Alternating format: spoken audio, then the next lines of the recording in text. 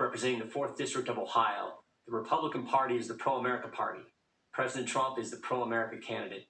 This election is about who can preserve the values, principles, and institutions that make America great. Don't believe me?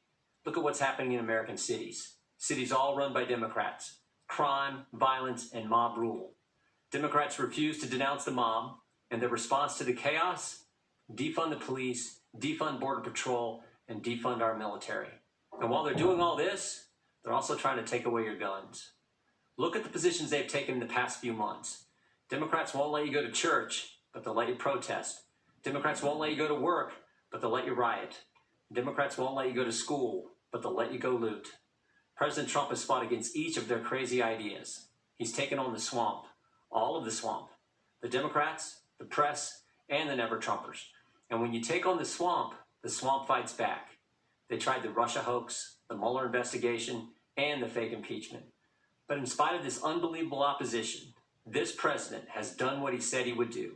Taxes cut, regulations reduced, economy growing, lowest unemployment in 50 years, out of the Iran deal, embassy in Jerusalem, hostages home from North Korea, a new USMCA agreement, and of course he's building the wall and rebuilding our economy as we speak. I love the president's intensity and his willingness to fight every day in Washington for our families. But what I also appreciate about the president is something most Americans never get to see, how much he truly cares about people. Our family has seen it. 2 years ago, our nephew Eli was killed in a car accident.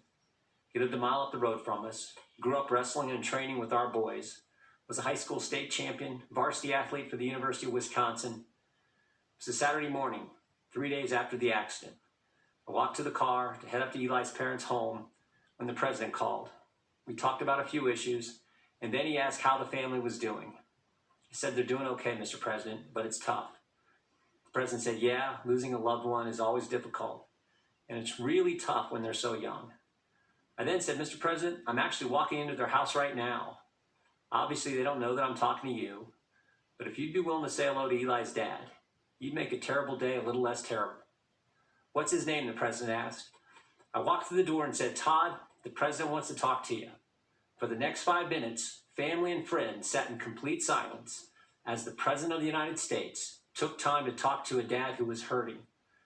That's the president I've gotten to know the last 4 years. The president who shared private moments like this with soldiers, victims of violent crime, and people who've had businesses destroyed by the mob. That's the individual who's made America great again, and who knows America's best days are still in front of us. And that's why I'm busting my tail to help him get reelected. I'm asking you to do the same. Thank you, and God bless our country.